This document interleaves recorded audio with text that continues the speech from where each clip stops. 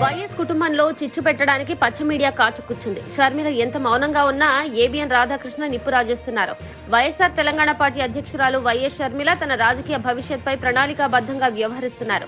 ఈ మేరకు ఆమెను బేస్ చేసుకుని ఆంధ్రజ్యోతి ఎండీ వేమూరి రాధాకృష్ణకు కీలక అంశాలను లీక్ చేస్తున్నారు. తెలుగుదేశం పార్టీకి అనుకూలంగా ఉన్న ఏబిఎన్ ను YSR Congress party yellow media అని ప్రచారం చేస్తోంది.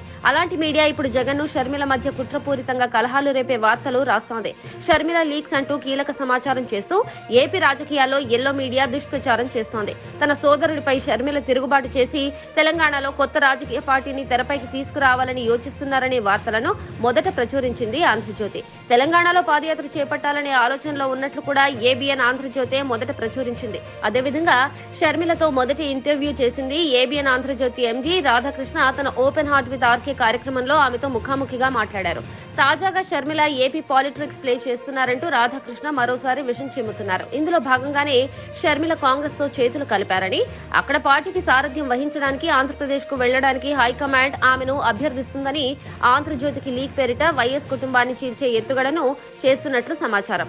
మొదట్లో విముఖత వ్యక్తం చేసినా చివరకు తెలంగాణ పార్టీని గాలి కొదిలేసి ఆంధ్రాకు స్థావరం మార్చుకోవాలని ఆమె నిర్ణయించుకున్నట్లు సమాచారం అని కథనం ప్రచురించారు.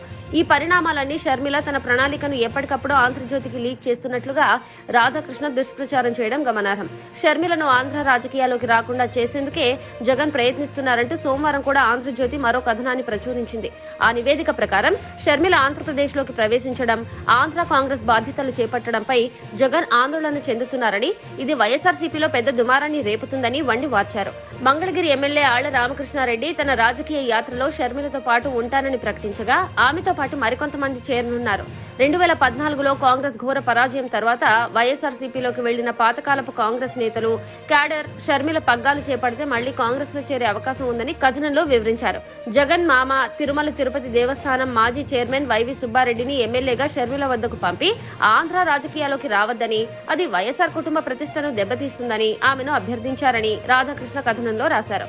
తన సొంత అన్నపై ప్రచారం చేస్తే అది వైఎస్ఆర్ కుటుంబంపై ప్రతికూల ప్రభావం చూపుతుందని, చివరికి అన్నదమ్ములకు పెద్ద నష్టం వాటిల్లుతుందని సుబ్బారెడ్డి ఆమెకు చెప్పినట్లుగా రాధాకృష్ణ కట్టుకథలు అల్లారు. అయితే సుబ్బారెడ్డి మాట వినేందుకు షర్మిల సున్నితంగా నిరాకరించారని రాధాకృష్ణ రాశారు.